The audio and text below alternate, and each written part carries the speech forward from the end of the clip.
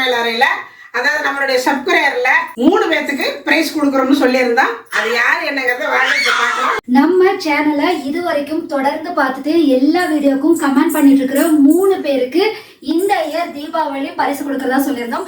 அதோட இன்னொரு super announcement என்னன்னா, இது வந்து நம்ம இப்பதான் ஃபர்ஸ்ட் வந்து தீபாவளிக்கு வந்து பிரைஸ் அனௌன்ஸ் பண்றோம். நம்ம எப்பவுமே தீபாவளினா சொந்தங்களுக்கு எல்லாம் பரிசு கொடுக்கறதானே, அதனால நம்ம சேனல்ல நம்மளுடைய சப்ஸ்கிரைபரா இருக்கிற நம்ம சொந்தங்கள் எல்லாருக்குமே இது எல்லா தீபாவளிக்கும் பரிசு கொடுக்கணும்னு எங்களுக்கு ஆசை. இனி வர்ற வருஷத்துக்கு தொடர்ந்து பார்த்துட்டு கமெண்ட் பண்ணுங்க, உங்களுக்கு பிரைஸ் காத்துக்கிட்டு இருக்கு. சோ வந்து ரெகுலரா பாருங்க, அதே மாதிரி உங்க ஃப்ரெண்ட்ஸ்க்கும் அதை ஷேர் பண்ணுங்க, அவங்களுக்கும் தீபாவளி பரிசு கொடுத்துடலாம். சோ கண்டிப்பா எல்லா வீடியோஸும் பார்த்திருக்கணும், எல்லா வீடியோக்குமே கமெண்ட் பண்ணிருக்கணும். இப்போ நம்ம முதல்ல இருந்து நம்ம கூட டிராவல் பண்ணிட்டு இருந்த 3 சப்ஸ்கிரைபருக்கு மட்டும் தீபாவளி பரிசா, சோ நம்ம இந்த தீபாவளி பரிசா அவங்களுக்கு இந்த சூப்பரான soft silk sorry, so weightless ஆன சாஃப்ட் சில்க் சாரி வந்து பிரைஸ் பண்ண போறோம். சூப்பரான புது டிசைன், நல்ல சாஃப்டான மெட்டீரியல், சூப்பரான ஒரு கோல்டன் கலர், அப்புறம் ஒரு ட்ரெடிஷ்னலான டார்க் கிரீன் கலர். சாரி வந்து வியர் பண்றதுக்கும் ரொம்ப ஈஸியா இருக்கும், வெயிட்டே இருக்காது, நல்ல சாஃப்டா இருக்கும். சாரி எங்களுக்கு ரொம்ப பிடிச்சி எடுத்திருக்கு. இதே சாரியில அம்மாவும் எனக்கு வேணும்னா அம்மாவும் நானும் கூட ஒன்று எடுத்துக்கிட்டோம். ஸோ இந்த 3 சாரி யாருக்கு கொடுக்க போறோம் அப்படின்னா, நமக்கு இத்தனை வருஷமா தொடர்ந்து நம்ம வீடியோ பார்த்துட்டு தொடர்ந்து கமெண்ட் பண்றவங்கல்ல சிலர் வந்து ரேர் ஆயிடுறாங்க. ஸோ அதுலயும் தொடர்ந்து கமெண்ட் பண்ற 3 பேர், ஃபர்ஸ்ட் வந்து ராதிகா, அப்புறம் சித்ரா அசோக், அப்புறம் காஞ்சனா, இவங்க 3 பேருக்கும் இந்த வருஷம் தீபாவளி பரிசா இந்த புடவைய நம்ம வந்து சென்ட் பண்ணி விட போறோம். ஸோ உங்களுக்கும் அடுத்த வருஷம் இந்த மாதிரி தீபாவளி பரிசுகள் காத்துட்டே இருக்கு. அடுத்த வருஷம் 3-4 பேரெல்லாம் இல்லைங்க, தொடர்ந்து கமெண்ட் பண்ற எல்லாருக்குமே இருக்கு. எவ்ரி இயர் தீபாவளிக்கு நம்மளுடைய சப்ஸ்கிரைபர் சொந்தங்களுக்கும் தீபாவளி பரிசு அனுப்பிச்சிட்டே இருக்க போறோம். தொடர்ந்து நம்ம சேனலை பாருங்க, சப்ஸ்கிரைப் பண்ணுங்க, கமெண்ட் பண்ணுங்க, முக்கியமா அப்புறம் உங்க ஃப்ரெண்ட்ஸுக்கும் ஷேர் பண்ணுங்க. தேங்க்யூ. இந்த 3 பேரை அட்ரஸ் அனுப்பி விட்டுருங்க, உங்களுக்கு நாங்க தீபாவளிக்கு பரிசு அனுப்பி விட்டுறோம். மற்றவங்களும் சாரி எப்படி இருக்குன்னு கமெண்ட் பண்ணுங்க. இப்ப நம்ம வீட்டு முறைப்படி மசாலா ஐட்டம்லாம் நல்லா வறுத்து சுத்தமா நம்ம வீட்டுக்கு எப்படி செய்வோம் அதே மாதிரி நாங்க செஞ்சு எல்லாருக்கும் கொடுத்துட்டு இருக்கிறோம். நம்மளே வீட்டுல கெமிக்கல் எதுவுமே இல்லாம இயற்கையான ஒரு சோப்பு, ரெடிமேட் இட்லி மாவு, without idli there is no chutney, முருங்கை பொடி, பிரண்டை பொடி, 500 சர்க்கரை இருந்தாலும் நார்மலுக்கு 100க்கு 100 கொண்டு வர்ற சர்க்கரை கண்ட்ரோல் பவுடர், நிறைய சத்துக்கள் நிறைந்த சத்து மாவு, செட்டிநாட்டு பிரியாணி மசாலா, பருப்பு பொடி, கருவேப்பிலை இட்லி பொடி, செட்டிநாட்டு சாம்பார் தூள், ரசப்பொடி, மாங்காய் ஊறுகாய், 12 விதமான மூலிகையை சேர்த்து காய்ச்சி எடுத்த ஹேர் ஆயில், ஆவார அரப்பு பொடி. இந்த பொருள் எல்லாம் உங்களுக்கு வேணும்னா கீழே இருக்கிற வாட்ஸ்அப் நம்பருக்கு கேட்டு வாங்கிக்கோங்க.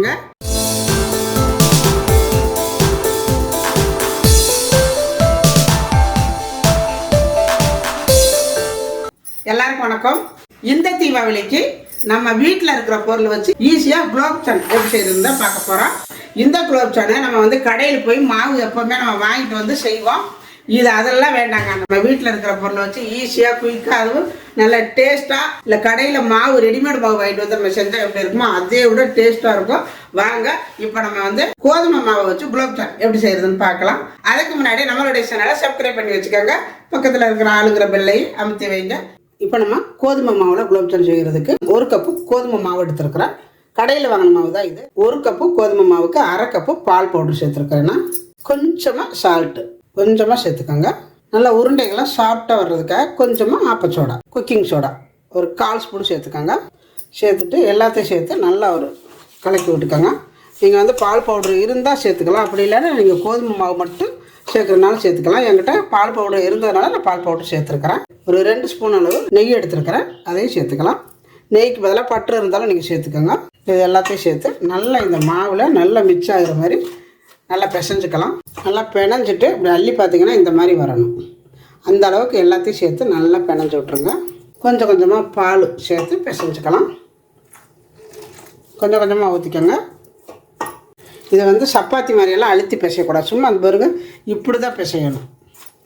அப்போ தான் உங்களுக்கு வந்து அந்த குலாப் ஜாமுன் நல்லா சாஃப்டாக இருக்கும். இல்லைன்னா நீங்கள் அமுத்தி பிசைஞ்சிங்கன்னா சப்பாத்தி மாதிரி ஆகிரும், கடுசாக இருக்கும், உள்ளே வந்து ஜூஸியாக இருக்காது. பிசையில் பாருங்கள் இந்த மாதிரி வந்துடணும். பிசைஞ்சு விட்டு வச்சுருங்க. நல்லா இந்த மாதிரி கெட்டியாகவே இருக்கணும். அது இருக்கட்டும், அப்படியே மூடி வச்சுருங்க. அது இருக்கட்டும். இப்போ பார்த்தீங்கன்னா இங்கே ஒரு பாத்திரம் அடுப்பில் வச்சுருக்கிறேன். நம்ம எந்த கப்பில் மாவு எடுத்தோமோ அதே கப்பில் அளவு எடுத்துக்கோங்க. அதே கப்பில் 1 கப்பு சர்க்கரை எடுத்துருக்கிறேன். இப்போ அதை சேர்த்துக்கலாம். 1 கப்பு சர்க்கரைக்கு 1/4 கப்பு நான் தண்ணி சேர்த்துக்கிறேன். 1/4 கப்பு சேர்த்துருக்கிறேன். இது வந்து இப்போ நம்ம சர்க்கரை பாவு ரெடி பண்ணுறோம். கொஞ்சம் பிசு தன்மை வந்தால் போதும், கம்பி பதமெல்லாம் தேவையில்லை. பாருங்கள் நல்லா கொதிச்சு கலர் மாதிரி வந்து நிற்கிது. நல்லா ஒரு பிசு தன்மை வந்தாலே போதும். தொட்டு பாருங்கள், பிசுன்னு இருந்துச்சுன்னா இறக்கிடுங்க. பார்த்தீங்கன்னா நல்லா பிசு தன்மை வந்துருச்சு. இப்போ இதை நம்ம அடுப்பு ஆஃப் பண்ணிடலாம், இருக்கட்டும். இப்போ ஒரு கையில் எண்ணெய் தடவிக்கோங்க. 2 கையிலையும் இந்த மாதிரி எண்ணெய் தடவிக்கோங்க. தடவிட்டு நம்ம பிணைஞ்சு வச்சுருக்கிறோம் இந்த மாவு எடுத்து இது மாதிரி கொஞ்சமாக எடுத்துக்கோங்க. நல்லா இந்த மாதிரி கையில் வச்சு உருட்டிடுங்க. ஃபஸ்ட்டு லைட்டாக உருட்டுங்க. அதுக்கப்புறம் இங்கே பாருங்கள், இந்த மாதிரி நல்லா அப்படியே திறக்கி விட்ட மாதிரி வச்சு உருட்டுங்க. பாருங்களேன், இப்படி திறக்கி விட்டு உருட்டணும். அதாவது விரிசல் இல்லாமல் வரும். இந்த மாதிரி திறக்கி விட்டுட்டு அதுக்கப்புறம் நல்லா இந்த மாதிரி உருட்டிக்கோங்க. பாருங்கள் எவ்வளோ அழகாக வந்திருக்கணும். எல்லாத்தையுமே இப்போ நம்ம உருட்டி எடுத்துக்கலாம். இங்கே எண்ணெய் காஞ்சிட்டு இருக்குது. இப்போ நம்ம அந்த மாதிரி ஒவ்வொன்றா போட்டு எடுத்துக்கலாம். அதாவது ஃபஸ்ட்டில் வந்து நல்லா ஐயில் வச்சு சூடு ஏற்றிக்கோங்க. எண்ணெயை போட போகையில் அடுப்பை வந்து நல்லா ஸ்லோவில் வச்சுக்கோங்க. ஏன்னா நிதானமாக வேகணும், அப்போ தான் உள்ளே இருந்து நல்லா வெந்து வரும். உடனே கரண்டியை போட்டு கிண்டிடக்கூடாது. இப்படி கொஞ்சமாக லைட்டாக இப்படி பண்ணிக்கோங்க. நல்லா உப்பி வருது பாருங்கள் பெருசாக. அடுப்பை முடிஞ்சது நல்லா ஸ்லோவில் வச்சுக்கோங்க. அது வெந்துருச்சுன்னா மேலே தானாக வந்துடும். இப்போ வந்து நல்லா மிதந்து நிற்கிது பாருங்க. இப்போ லைட்டாக இந்த மாதிரி பண்ணி விட்டுக்கோங்க. இப்படியே நல்லா பொன்னராக வரட்டும். பாருங்கள் நல்லா செவந்து வெந்துருச்சு. இதுக்கு மேலே செவக்க விட வேண்டாம், கரெக்டான பக்குவம் இது. இப்போ நம்ம இதை எடுத்துக்கலாம். பாருங்கள் எவ்வளோ நல்லா வந்திருக்குன்னா. இதே மாதிரியே எல்லாத்தையுமே பொரித்து எடுத்துக்கலாம். இப்போ நம்ம எல்லாமே பொரித்து எடுத்தாச்சு. இங்கே பார்த்தீங்கன்னா லைட்டாக வந்து ஆறிடுச்சு சர்க்கரை பாவு. அதனால் நான் வந்து அடுப்பில் வச்சுருக்கிறேன். லைட்டாக அப்படி சூடு இருக்கணும். கையை வச்சு பார்த்தீங்கன்னா சூடு இருக்கணும். இந்த அளவு சூடு வர விட்டு இப்போ நம்ம பொரித்து வச்சா இந்த உருண்டைகள்லாம் அந்த பாவுக்குள்ளே சேர்த்துடலாம். சேர்த்துட்டு நல்லா அந்த மாதிரி ஒரு கிண்டு விட்டு நல்லா ஊற விட்டுருங்க. ஒரு 3லேருந்து 4 மணி நேரமாவது இது கண்டிப்பாக ஊறணும். ஊறட்டும், நான் அப்புறம் காட்டுறேன் உங்கள்கிட்ட. நம்ம குலாப் ஜாமுன் ஊற வச்சு நல்லா 3 மணி நேரம் ஆயிடுச்சு. பாருங்கள் நல்லா அந்த சர்க்கரை பாவெல்லாம் நல்லா ஊறி நிற்கிது பாருங்கள். அதாவது நம்ம ரெடிமேட் மாவு வாங்கி நம்ம குலாப் ஜாமுன் செய்கையில் சர்க்கரை பாவு நிறையா இழுக்காது. நம்ம கோதுமை மாவில் செஞ்சுருக்கனால சர்க்கரை பாவு கொஞ்சம் கூட வச்சுக்கணும். பாருங்கள் நான் அவ்வளோ வச்சா அவ்வளோ நல்லா இழுத்துருச்சு பாருங்கள். எப்படி வந்திருக்கு பாருங்கள். பாருங்களா எவ்வளோ அருமையாக வந்திருக்குதுண்ணே, செம்மையாக இருக்குதுங்க.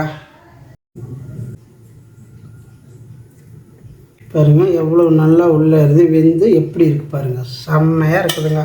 ரெடிமேடு மாவு வாங்கினா நம்ம எப்படி இருக்குமோ அதே மாதிரி நல்லா வெந்து ஜூஸியாக அவ்வளோ நல்லா இருக்குது. பாருங்களேன் பாருங்க, நல்லா அந்த சர்க்கரை பாவெலாம் நல்லா உள்வாங்கி செம்மையாக இருக்குது. கோதுமை மாவில் செய்யல இதே மாதிரி இருக்கும். ரொம்ப ஆரோக்கியமானதும் கூட நம்ம கோதுமை மாவில் செய்கிறது.